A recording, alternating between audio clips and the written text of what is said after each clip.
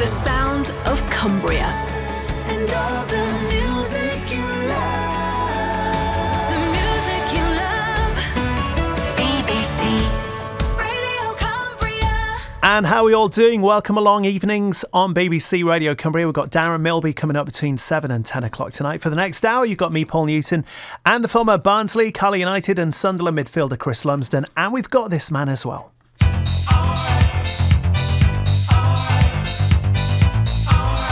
And if Carlisle score, if Steve Hayward scores, Carlisle will win the Auto Windscreen Shield final for the first time.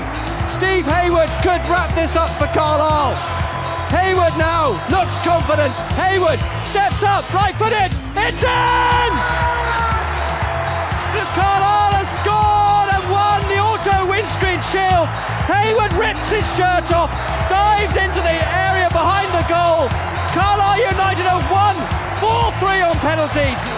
Steve Hayward, the captain, has won it for Carlisle United.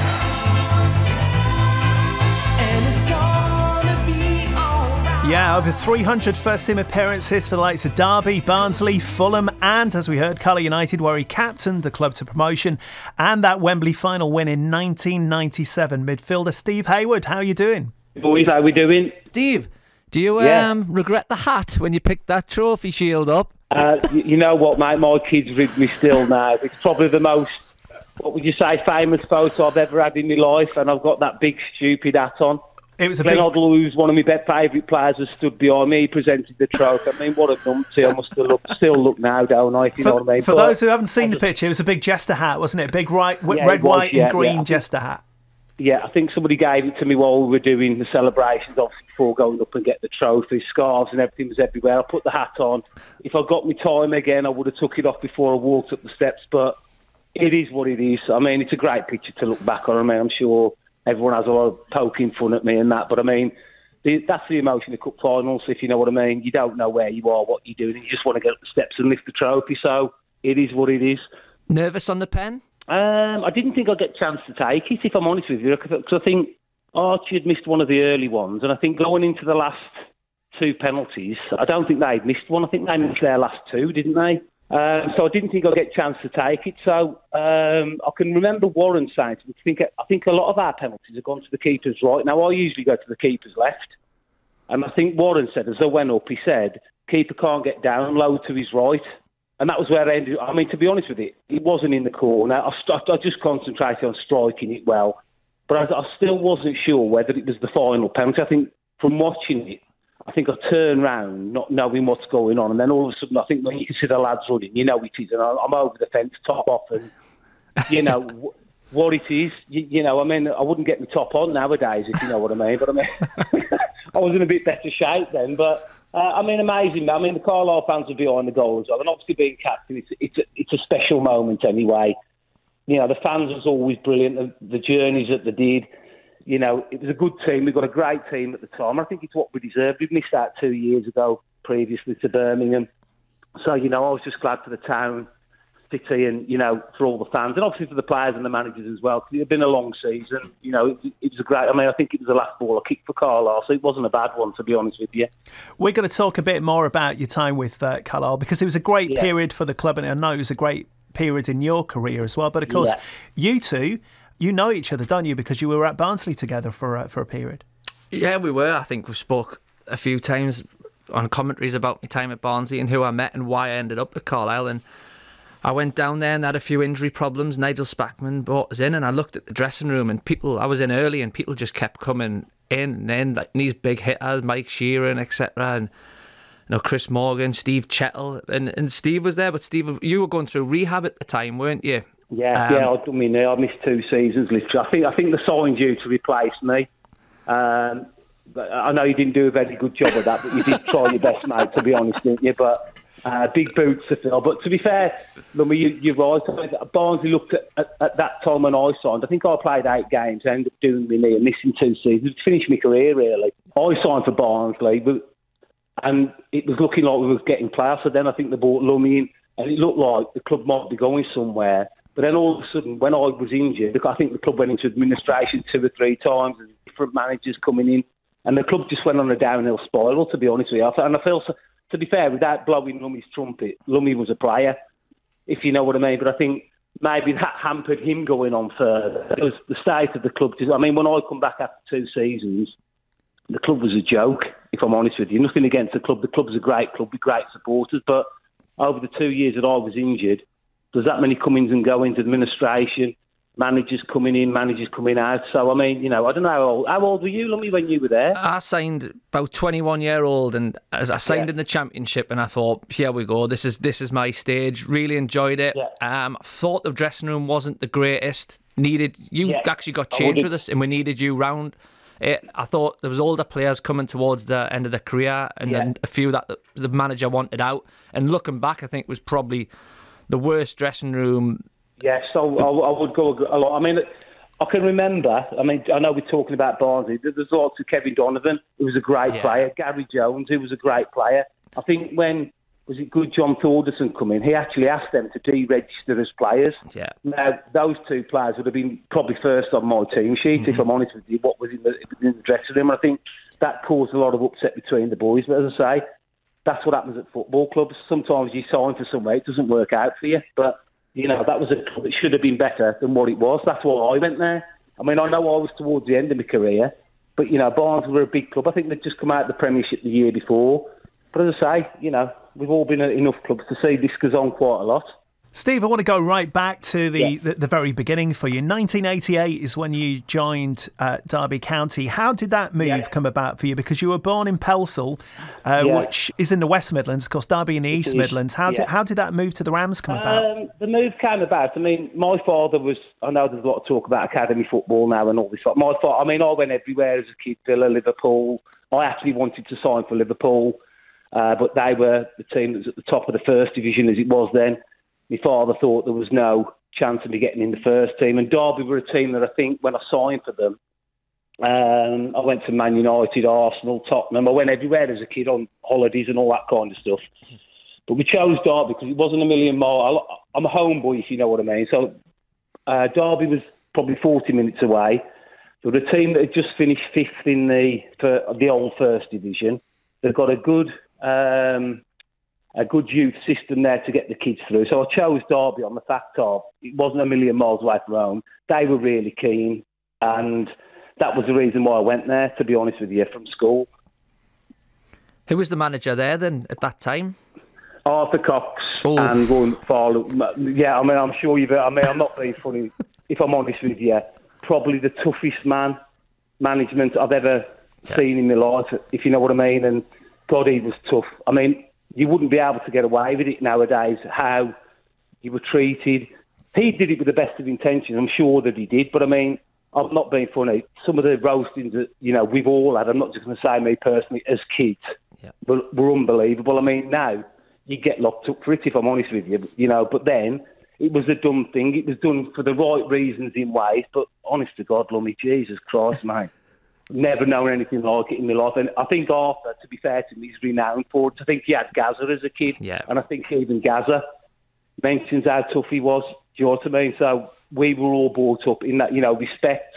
You know, you had to earn everything that you got. You wouldn't be allowed in the first team dressing room until you actually earned the right to be in there. But you know what? They were good things, cleaning boots, cleaning the toilets. They actually make the player and respect, which is what the kids don't get nowadays, in my opinion. It's amazing, isn't it? I talked to my fellow, you know, apprentices who I had done it with, and you know, they didn't make it as footballers, and we hated it at the time. There was a lad from Keswick who wanted to get home all the time, homesick. And to this day, I see him now, best days of our life, wasn't it? Best days of our life. And it was that grounding of, as you say, knock on the dressing room door, you're either getting punched or you're getting kissed on the cheek by Paul Stewart, who used to play for Tottenham. You're getting, if you make the coffee wrong, you're getting the boiling hot spoon on your calf. The dressing room's till 5 o'clock at night. And if there's dust on the corridors, but as you say, it just makes you the person you are. It does, you know, it teaches you respect cleaning boots. I mean, you know, no respect getting...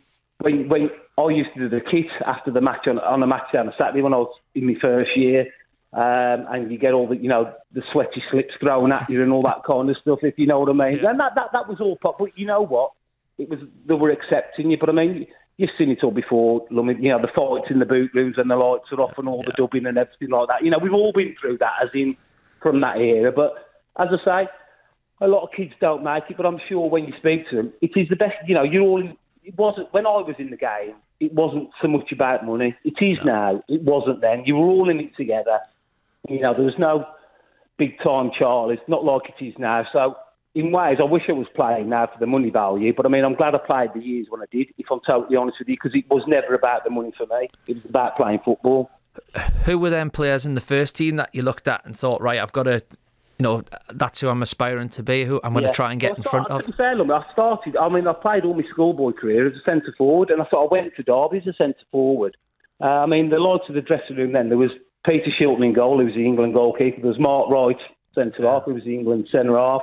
You got Dean Saunders up front. You got Mick Hartford up front, probably the toughest man in football. He's been mentioned a few times in recent weeks. I'm telling you what, hard as nails. So, you know, you got a lot of good players there. Derby had just finished fifth. I mean, and I went in as a centre. I had my first 12 months as a centre forward in the U team. And then I can remember probably early in the second year, I signed professional when I was 17, but I was still playing in the U team.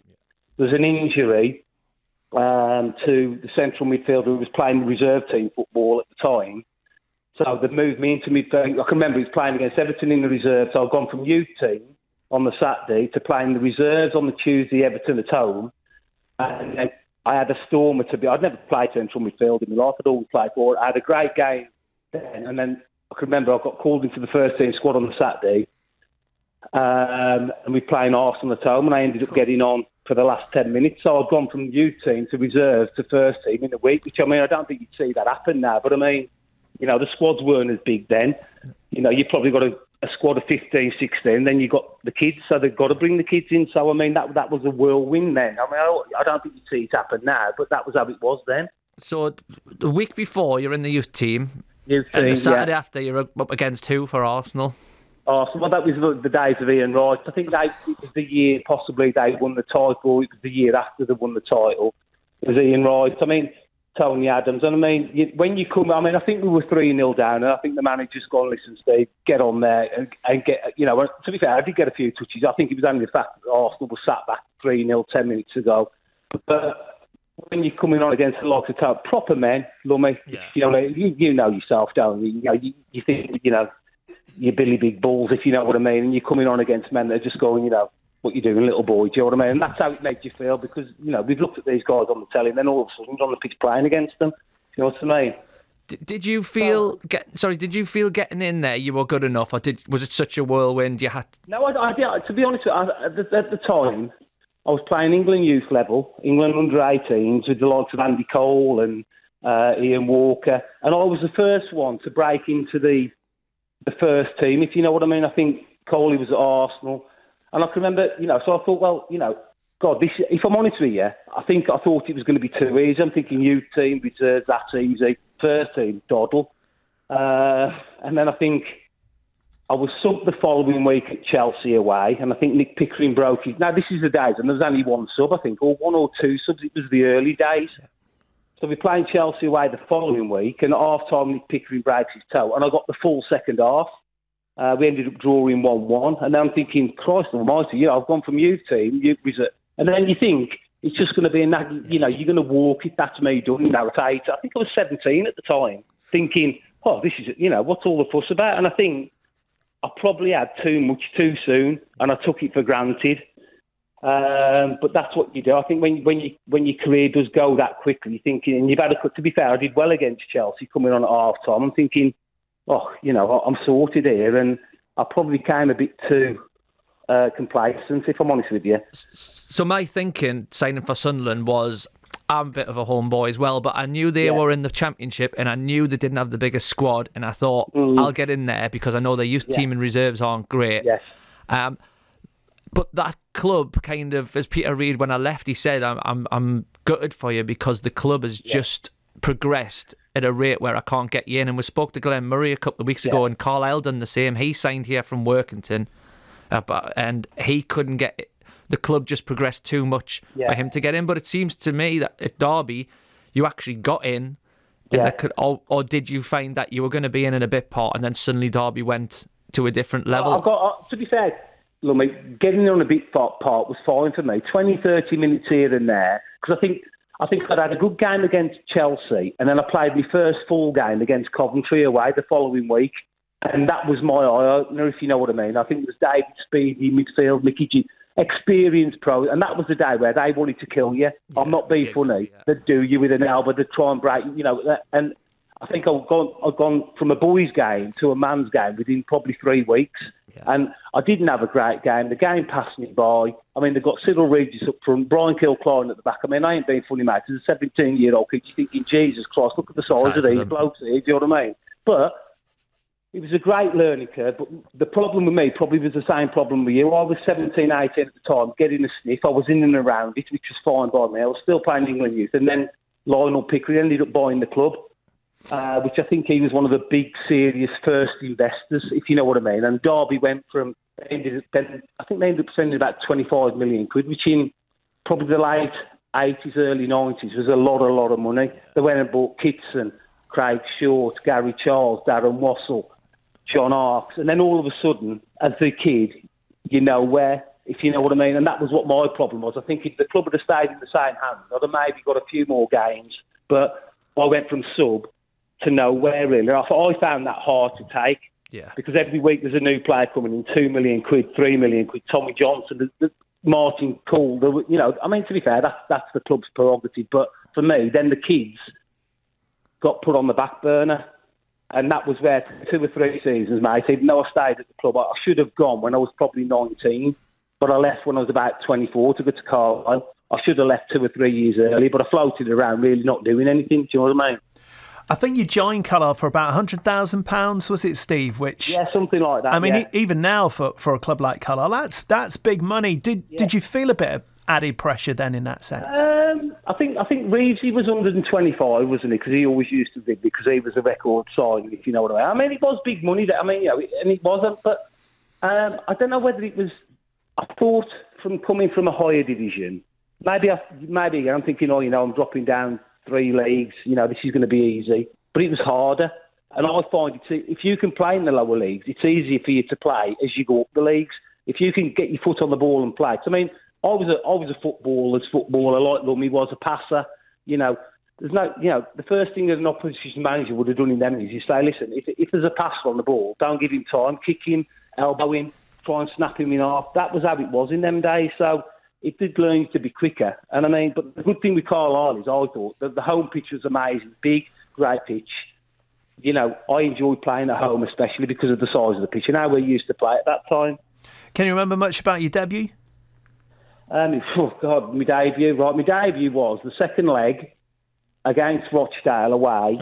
I think Carlisle had won the first leg. Was it 4-1? 4-1, yeah. Yeah. Now I played a lot of reserve football, so I'm knowing I'm going to Carlisle when I'm looking at the score at the first leg. I'm thinking, right, 4-1 at home, done and dusted, 3 legs. But if I'm honest with you, I wasn't match fit. So I can remember the gaffer, Mick, saying, so I'm going to play you in the second leg. And I says, well, you know what, Mick, if I'm honest with you, I haven't had a lot of match action. I know I've had reserve team football, but it's not like... So he said, listen, Steve, you'll be fine. It's 4-1. Just get on the ball and play. And I ain't being funny, mate. When I come out the first 20 minutes was like 20 minutes I've never seen. I mean, I still see a lot of the boys. We still laugh about it now. For 20 minutes, it was like the alley. I think Rochdale scored 2 early goals, did they? Yeah. And then I think, Derek Mountfield got one just before half-time that killed the game, really. And I mean, I'm not being funny. The ball wasn't on the floor for 2 seconds. It was all in the air, long balls. I'm showing for the ball, but can't get it because we're under the caution. We ended up scraping through. But I can remember sitting there after the game thinking, Jesus Christ, whatever kind of standard is this? Do you know what I mean? But that was the 3rd division for you. Not bad to Wembley, which was the main thing. Yeah, I was going to say, not a bad way to start your Carlisle career, getting through to Wembley in your very first game as well. What was it like on that final whistle? Because I was there that night, and I can remember, amongst the supporters, it was the first time the club had ever got to Wembley Stadium. It was one of the most memorable nights in the club's history. What was it like to be a part of as a player that night? It's surreal, isn't it? Because, I mean, it's your first game for the club. I don't really think anyone was bothered how we played. I don't think anybody I'm probably overanalyzing, but, for me, the result was the main thing. It got us where we needed to get to. It was always going to be the Alimo because they're always going to come at you for the first 20 minutes. And then sitting here thinking, if I'm honest with you, I've said this to a couple of lads. I feel like because promotion was literally done before I'd signed. I think they were 12 points clear by the time that I got there. 12 points clear. They'd won that. So, you know, I say I feel a bit of a fraud. I think I played about 9 games, got a couple of goals. But really, I feel like the hard work had been done before I got there, if you know what I mean. I can't take credit for what was done because, I mean, it was nigh on done while I got there. But obviously, I enjoyed it. You know, Wembley appearance, the pressure of the semi-final. We won the championship as well. But, I mean, you know, did I contribute much? Probably not. But, I mean, I didn't get there till February. And it's like the hard work had been done. So, but obviously, I enjoyed the ride of it. There's one constant, Steve, when we talk to players about successful periods in club's history, and Chris is no exception when we talk about the team of 2005 and 2006 that got back-to-back promotions, that the one constant factor was there were big, strong characters in the dressing room. And that was certainly the case going back then, wasn't there? There was some big characters in that Carlisle dressing room. Yeah, I mean, you know, I think to be fair, Simon Davey was a big character before. I mean, I don't know Simon. I've spoke with him briefly at functions, the odd function I've seen him. But, you know, Simon was the captain. Simon had done a lot of the hard work, if you know what I mean. Dean Walling, big character. David Reeves, big character, if you know what I mean. But every dressing room needs the big character. Cagey was a young goalkeeper, really. I couldn't believe how many games Cagey had played for such a young kid in goal. You know, Edmo, Darren Edmondson, big character. It was a great dressing. Then the thing about it was you got a mixture of everything there. You got experience. You got some of the kids coming through there. You know, we got like Warren Aspinall towards the end of the Carlisle thing. Great player. Had been a wonder, really was when he was a kid. You know, Owen Archdeacon, great player. Stefan, I can't believe Stefan didn't go and play higher. If I'm honest with you, how he ended up at Carlisle, I just do not know. But you know, we got great the young kids. Matty Jansen, Rory Delap, Lee Peacock, Richie Procas, young kid, local kid as well, which I think sometimes is better. I don't think football has that anymore. I don't think football has that, you know, their own, you know, a lot of Midlands clubs around here got no kids coming through. Jack Grealish, one of them at Villa.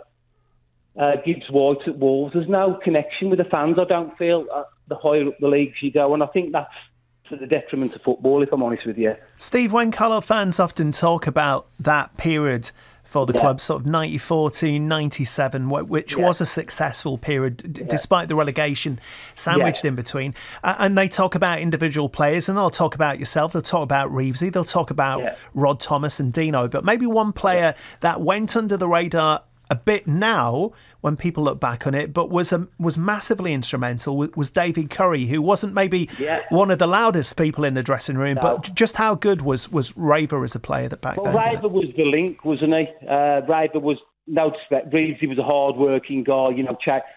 If I'm honest with you, Raver was, is lazy the right word? Probably clever's the right word I would use for him, because he used to find pockets, and he would win you a game. I'm not saying with a goal. He'd win you a game with a pass. So I think a lot of teams, successful teams, they always have that like one player that is a luxury. I think Raver was a luxury, but he earned his luxury because he would win you the game on a sixpence. I mean, I'm not being funny. He played at a higher level. Sometimes he must have thought, Jesus Christ, when he's got these big centre-halves skating down the back of his Achilles. But he had got that bit of magic that would open something up. I mean, Rod Thomas as well. You know, Rod was the boy wonder as well at 17, 18, wasn't he? You know what I mean? I can remember playing against Rod, because I think Rod was a year older than me when I went down to Arsenal, and he was playing for Watford, and everybody was like, you've got to see this kid here, this little number 7. And how Rod's career didn't end up where it should have done, but there's a million stories about kids with a low, and sometimes the manager can come in and doesn't fancy you, and then it turns your career. So that's the oldest story in football, really. Steve, after the the initial 9 games, whatever you've played till the end of the season, so the 95-96 season was going to be your first one. Going away from that, did you think, right, this is different to Derby, I'm doing my pre-season, I know I'm going to be on that team sheet, I feel not a big hitter, but I feel the manager's got that trust in us? Yeah, I feel like the manager, but I mean, I think there was a lot of rumblings then, Lummy. I think what had happened was we'd had such a good season the year before. Won promotion, we got to Wembley. The club had obviously made a lot of money. And then I think my contract wasn't up, but I think there's a few contracts up, and I think I'm not going to, because I don't know. I wasn't in the dealings, but there was a lot of rumbling. The dressing room changed, I think, that season. There was a lot of people that were getting promised this, people that were getting promised this from the chairman didn't get it. I mean, I felt like I started the season off well, personally, and then when we had a dip in the season, I got left out a couple of games, and then I think Mick ended up going the coat and then Merv. So it changed. The dressing room changed. The ethos of the dressing room changed. It seemed to me that lads that have probably been promised stuff the season before and on the back of a good year, and I think that can turn. The lads never turned on each other, but I think it takes your mind off what you're actually doing, if you know what I mean. Yeah. And I think that had a massive part. I'm not blaming that as the excuse why we got relegated, because I still think we should have stayed up. And I think, wasn't there some hoo-ha at the last game of the season where I think we won, thought we'd stayed up, and Brighton's game got called off with 10 minutes left and that to replay the game against somebody. It was against York, wasn't it? Midweek game. Against York, and I think, wasn't it Brighton that had released about 10 players after the game, and then York ended up winning. So that was a bit of a farce, I thought, to be honest with you. But as I say, but I do think that the lads didn't change, but I think what was promised from the chairman wasn't coming to fruition. I think that upset a few people, if you know what I mean. But as I say, we ended up getting relegated. I'm not blaming it, but I mean, the dressing room, I felt, did change that season. Did you feel a move was on the cards, or were you determined to stay? And... No, I mean, I was quite happy there. I mean, my career, to be fair, that season when we changed, when Merv took over, at the time when Mick was manager, from a player's point of view, and my own part, I didn't feel like he was utilising me in the position that I should have played. I like to be on the ball, probably a bit deeper, but I felt like I was playing more advanced, where I wasn't doing loads more running, but not. But I mean, that's what Mick thought. He's the manager. I tried my best for whatever that I did, but I feel my career got back on path when Merv came in, and he basically. I mean, I think there was a move to Mansfield on at the time. Well, Mick was maybe going, maybe not going. And I turned them down, so I thought, listen, I don't know what's happening at Carlisle. And I think then Mick ended up going, I think it was to Norwich, I think.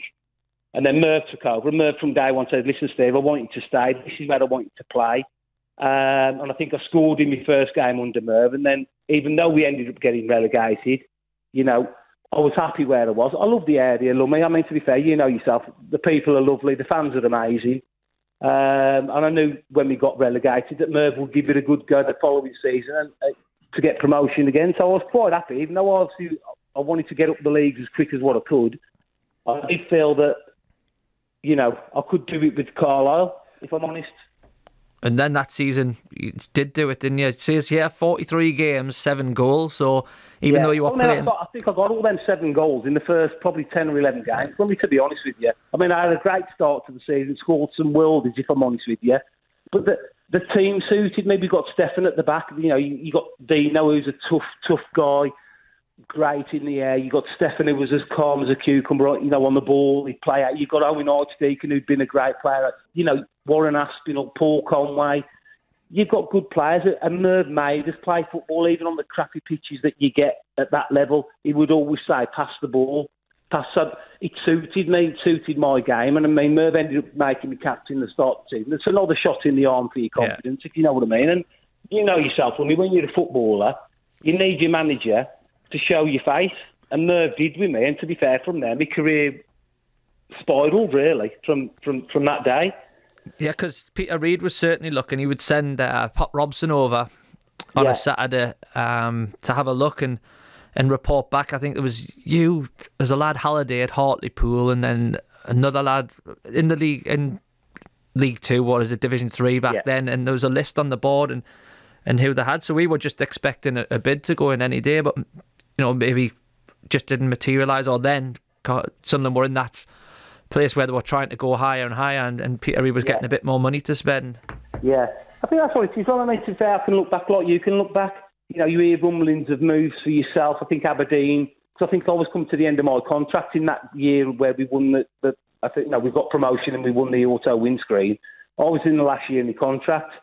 I know my agent was talking to Aberdeen, and I know there was possible moves of me going to the French Premier League. I mean, I don't think I'd have gone, but I mean, the money they were offering was good. But I mean, as I say, I'm a homeboy, or as much as what I can be. But and there was no contract coming from Carlisle either, if you know what I mean. And to be honest with you, when, comes to the end of the season, I do think then a lot of lads are going to leave. You could see, I'd seen what happened the year before, and we'd had another good season. But I mean, I hadn't even got a choice to make, to be honest with you, because I played the last game of the season. The club invited me in for contract negotiations. I think my agent spoke to them, and then I went to America for 2 weeks and come back, and my agent mum said, we've had Fulham on the phone. This was just the pre-season where Al Fayed had bought the club. And I went down there, and obviously the money they were offering, Carlisle couldn't get anywhere near. So, I mean, I had 2.5, but then, I moved to Fulham, at 25, 26. And, that club then just went up and up and up, if you know what I mean, with Al Fayed's money and the players that they had. So I had, the managers that we had, the 4 or 5 years I had at Fulham was amazing. Yeah, I want to talk about your time at Fulham in just a moment. But just going back to those 2 years or so you had with Carlisle United, any games in particular stand out for you? Obviously, we heard the Wembley final a bit earlier on, which obviously is going to be a highlight for you. But any other games during your time there? I used to love the Boxing Day games because there was always a bumper crowd at home. I mean, I think in them days, Carlisle would be local because of the travelling. I mean, to be honest with you, I think looking back now, in the 2.5 seasons at Carlisle, I think I got promotion. I won the championship, even though I only played about 8 or 9 games. I got to the final. Then I think the following season we got relegated, got to the semi-final of the auto windscreens again. I think we got knocked out. Was it Rotherham, I think? Yeah, I can't remember. I'm sure we did. It was really cold night at Brunton Park, wasn't it? Yeah, really cold night. So, I mean, there's a lot of big games. But, I mean, I think, obviously, the Birmingham game, the cup final, the Colchester game, the penalty. I can remember playing Colchester away live on Sky, and I think Smarty scored. And just things, I mean, big games, if I'm honest with you, because we were always towards the top. I can't really remember. I remember the games that I scored in. But as in the big games, I think you can't ever get near, the 2 Wembley appearances, if you know what I mean. I can remember winning promotion at Mansfield away where we drew 0-0, and that was great because we'd done it away. We got a lot of local kids in the team. I think that night we got like Richie Procas, Rory Delap. There was a lot of them that played that night. I think we drew 0-0 and ended up sealing promotion the week before we went to Wembley. But I mean, as I say, I've got great memories of Carlisle, great memories of the fans travelling away. I mean, we'd always got huge away fans, which is amazing, really, the lengths that the fans used to travel to. And that's one thing as a captain I always appreciated, and so did the lads. I've got to ask you about Michael Knight and Steve because, of course, he was a larger-than-life character, probably still is as well. What was he like? What's your own experiences of playing under Michael Knight like? If I'm honest with you, I didn't have a lot to do with Michael. I mean, I can remember meeting him at, I think it was Knutsford Services with my dad to discuss my contract, and I should have known then that because I think we'd agreed the contract. My father had written it down in his notepad, and then we got the offer of the contract through, and I think I was 50 quid down per. I know it's only 50 quid, but I mean, he says, this is. But I can't criticise because, no disrespect, he pumped the money in to sign me. In 2.5 years at the club, I've had amazing 2 Wembley appearances, 2 promotions, 1 relegation, in 2.5 years. So I wasn't there when possibly the downfall. I was probably me leaving. I think Dino. I think there's a few people left, and then it was like Yanni left. The kids that were coming through got sold on, and I think that was then the downturn of Carlisle from when I was there, but I wasn't there to see it. You mentioned Matt Jansen there. When he was coming through, could you tell just how good he was even back then? Yeah. Well, I mean, if I'm honest, I've got snippets of Yanni because Yanni was probably. I mean, there was Muzza. I forget to mention Muzza. Muzza was a great player. Went on to do good things, if you know what I mean. So he was in the bunch of the kids as well. But Yanni had got that bit of guile. You could always see that. I mean, Yanni must have been 16, 17, I think, when I was there. He'd always got that, like a bit of a raver. David Curry got that bit of elegance to the ball. He could see a pass, he could score a goal. So, the kids that got coming through, obviously Michael did very well with. So, to be fair, whoever brought the kids through should take a massive pat on the back. So, I mean, when you look at Richie Procas, Paul Murray, Roy Delap, Lee Peacock, all them kids coming through, the club must have made a lot of money off them. Stefan fair play. Yeah, Stefan Punivacci, player you mentioned a bit earlier on, a massive commanding presence on the pitch, wasn't he? What was he like off the pitch, in the dressing room and outside of the dressing room? Quiet. I mean, loved a night out, but then so did we all. Loved the Tuesday night in buskers, but then so did we all. What did you know? Because I used to travel back to the Midlands, but I mean, we loved a night out. Dino loved a night out. Edmo loved a night out. Gally, I mean, I used to do. I mean, I haven't mentioned Gally. I used to live with Gally when I moved up there. Trigger. What a player he was. Yeah, Trigger. I lived with him when he was in Stanix for I think 6 months before he ended up going on to get married. What a great kid. Funny, one of the funniest kids you'll ever meet. Left foot. Great player. Great left foot. There's a story about him. Is this true that he once told? Careful, yeah. He once told me this, and he told me it was absolutely true. He drove to it was just newly opened at the time, the McDonald's drive-through in Carlisle, and ordered his food, paid for it, drove off without collecting it. I could tell you a million stories. I'm sure everybody else could. I mean, I think there was one where he came. I can remember one game he came out with the coat hanger in the back of his shirt. Still, he put his top on. Well, I came to Carlisle because I remember telling you and Gally that Carlisle had been on, and I spoke to you, and you said get yourself up there. Simo will look after you as well, because you knew Simo, and said the club will be ready to go again. And Gally always used to talk about, because I think when they were having that run when they could have stayed up before they went down to the conference, we were all on the bus, weren't we, and checking their results and saying they had won again, but Gally, I remember, was it not you who had Gudjon Thordarson at Barnsley, and he used to drink, test alcohol nearly every morning? Tested, And someone went, Gally, if you put loads of copper 2p pieces in your mouth and suck on them for half an hour, it gets rid of it. You just see Gally come out the toilet, mouthful of 2p pieces, and he came in, kicked the door down, failed again. Gally ended up coming to Barnsley when we was there, didn't he? So me, Gally and Pete Andyside used to stop over the night, because that was the days then, the warm downs the day after.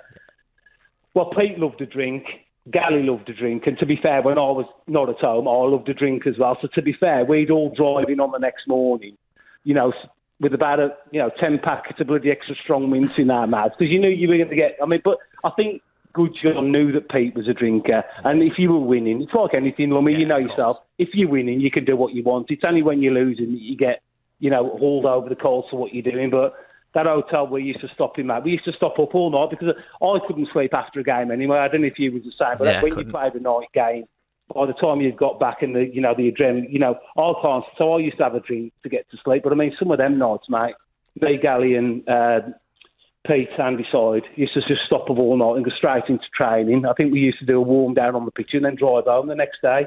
Yeah, but that was the days it was all about, wasn't it? Yeah, of course. And as you say, you get away with it. Was massive then.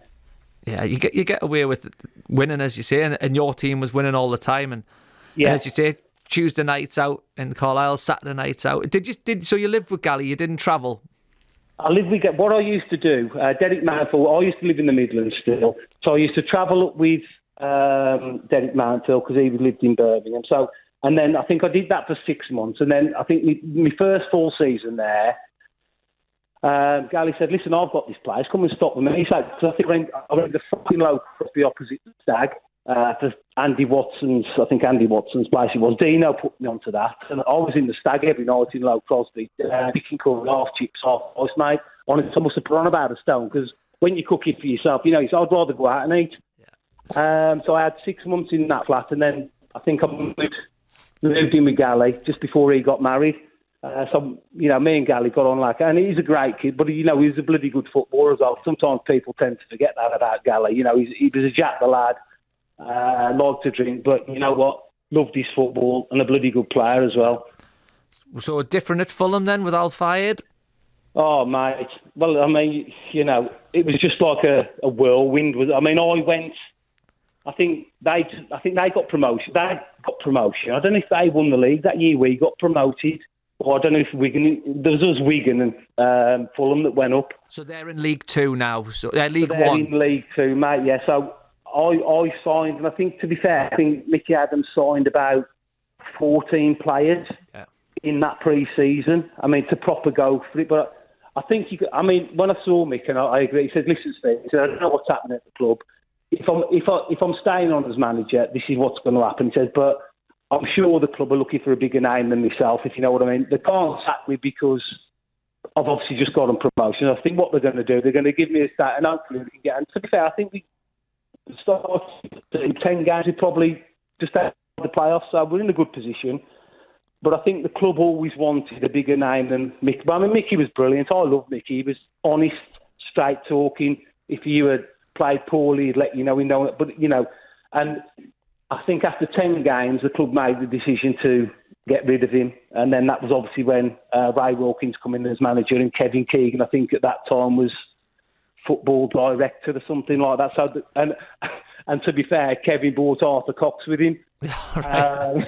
So you can imagine my face when he walked through the door, can't you? A little shiver there. Yeah, oh, mate, all the memories come flooding back, don't they? But Arthur had mellowed then, to be fair. I think he was just there as Kevin's advisor. And then, from then, that's when the real big hitters started coming in. Chris Coleman coming, $2.5 million. And this is League One, isn't it, so to speak, now? League One now, mate, League One. But I mean, we went from... We got... I think that Chris Coleman, Kit Simons, Andy Melville, which were the three Welsh centre-halves. We signed Mike Taylor, the goalkeeper, Steve Finnan, Jeff Horsfield, Wayne Collins, Paul Trollope. Barry Hales? Barry Hales come in, Paul Pescasolido come in. So, I mean, you can imagine, mate, can't you? League Two with a team like that. I mean, that team had survived in the Premiership, really. So I think we ended up getting to the playoffs at the end of that season, and I think we lost to Grimsby over 2 legs. I think we had Paul Moody. Paul Moody got sent off in the second. I think we drew the first leg, 1-1. So we needed to score away. I think after 10 minutes, Paul Moody got sent off. So we were against it. I think we ended up drawing 0-0. So they went on away goals, really. And then in the pre-season, or after we never, Ray Wilkins got the sack, and then Kevin Keegan took over, and mate. Sometimes you click with a manager, and for those 18 months that Kevin was there, it was the best time in my footballing career, probably. Why though? Was it man management? Because he gets hammered on the tactics situation, but you always can bring someone in with the tactics. He's got I've heard special you'll touch. Come up that way, aren't you? I can only speak as a fine. He didn't mind if you won 6-5, if you know what I mean. He would, and now. Because I was then an attacking midfielder, the forwards just used to do shooting all week. There was no work. The defence used to go off and work with Frank Sibley, who was probably the defensive coach. So they'd be doing the forwards, mate. I mean, we got Peter Beardsley. Philip Albert ended up coming in from Newcastle. I mean, I ain't being funny. You know what I mean? What a team in League One. So we used to just do shooting all the time, all week, happy as Larry. Training was hard. We were fit, but we were, playing with better players than we will bring you on, that, and everyone will say that. And you look at that team, and we blitzed the league. I think record points. I think I don't know whether that's been broken, over 103 points or something like that. We beat Tottenham in the Carling Cup. We had a great run in the cup. We beat Southampton. We beat Villa away in the cup. And then I think. It was an amazing season, mate, and I say, being in London as a 25-year-old kid, it's a different world, mate, different world. With a Harrods gold card? I didn't get the gold card, mate. We had, what happened, it's funny, because, the player of the month used to get the use of a Ferrari, so I think you can imagine, can't you, coming from, no disrespect, Carlisle, and then you get to Fulham. There's money throwing everywhere, mate. You got the best of everything. You got chefs on your team, coach cooking your food on the way to a game, cooking your food on the way back from a game. Completely changed. No gold card. We had a promotion party on the 5th floor of Harrods, mate, that you've never seen anything like. Big ice sculptures of the Fulham badges, and just a different world, mate. I'm glad I was there through the ride, if you know what I mean. And was it just, it came to an end, Tigana came in and just was changing things up? To be fair, I think Kevin had, I think we'd all literally won promotion. Kevin took the England job on. He took the England job and so I think towards the end of that season, I think we had Karl-Heinz Riedler take, because Karl-Heinz Riedler come in the end as well. He was a World Cup winner, wasn't he? He ended up at Fulham as well. So Carl took over with Roy Evans till the end of the season. Alan Smith was the old Crystal Palace man. He was in the background. And I think in the pre-season, Paul Bracewell got the job. And to be fair, you know, I played in midfield with Bryce. Bryce was at the end of his career. Great player, Bryce, I was as well. He took the manager's job, and then I took his role in the team because he used to be the City midfielder then. And then, to be fair, I had a good season that year. We just missed out on the playoffs, I think, the last game of the season. But obviously that wasn't good enough for the club. And I think we got rid of Bryce, and then to go on and come in and, you know, that was me done then, mate. He bought a lot of his players. And I can't criticise him because he got them up to the Premiership. I wasn't playing a lot. I get the odd substitute game here, but it wasn't. I was nearly 30 then.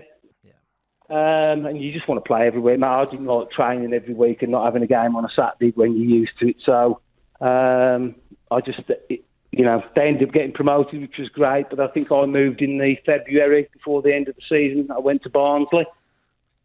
And then, did your knee happen that season? Yes, mate. I signed for Barnsley. I had a good start, to be fair. I think my first game was against Fulham, to be fair. We drew 0-0. I had a great start because I think when I went to, I think we were 4th or 5th from bottom. Club looked like it might be going down. Niall Blackman was the manager. I think he bought myself, Isaiah Rankin, bought 2 or 3. I think we ended up winning like 6 out of 8 games, and then we were just outside the playoffs. So going into the last couple of games, if it went our way, but I think I played against Tranmere away. I think we were 2-0 down. I think we ended up winning 3-2. Last 10 minutes, mate, my knee went. Swelled up, so you play on, and then I came in after the game, and then I went for a scan on the following Monday. They said, that's you done. You've got to have like a bone grafting. You're going to miss a season if you're lucky, maybe 2. So, and that was it then, mate. I was at Bar. I mean, I felt a bit of a fraud. I just signed a 3-year contract, 8 games in. I'd done well, and then all of a sudden, mate, you know, it's like when you're injured, you're training on your own. It's a long way back, mate, and I found it difficult. I really did find being training on me. You know, I used to see you lot in the dressing room laughing and joking and going out, and then you know what the gym was like at Barnsley. The dungeon, and it's, you know, no windows. You know, you're staring at a wall on the treadmill and the rower and all that kind of stuff. But I did get back, but mate, I knew I'd never be the same player. You know, missing 2 seasons at that age, I don't think you can ever come back and be the same player. No, I always remember it, to be honest. It was kind of, we need him back, and even you were saying that when I come back, I'm not going to be what they expect, but what I'll try and do is have an influence, and I think that's what happened when I came back from my back as well. I knew I was kind of finished, but it's kind of just using your experience to help others. So yeah, it is. I mean, you know, if you can play, you can drop further back. I mean, you know, I think, you know, just stopping up would have been, but you know, for me, the manager had changed. The managers, you know, nothing against the managers that come in, but you know, I think I'd had an argument with Nigel. I don't know if you were there. Was you there when? Glyn Hodges was there. Was you there? Oh, yeah. I had a fallout with him. Yeah, I remember that. Probably my own fault, mate, really, because I was frustrated. I was in pain. I can remember we played QPR away, and I think they made was it QPR away or something like that, and we played. Paul Bailey made we go back out, didn't he? One game. Yeah, he made a change in one game with 10 minutes left that I felt cost us the game. Yeah. I think at that age, where you usually keep him out, I think I actually up. Which I don't think he took. And to be fair, he was the manager. I probably shouldn't have done, but I think you do get to that age in your career where you feel like you've got to say how it is. Yeah. And I was 33 at the time. Thought players were coasting.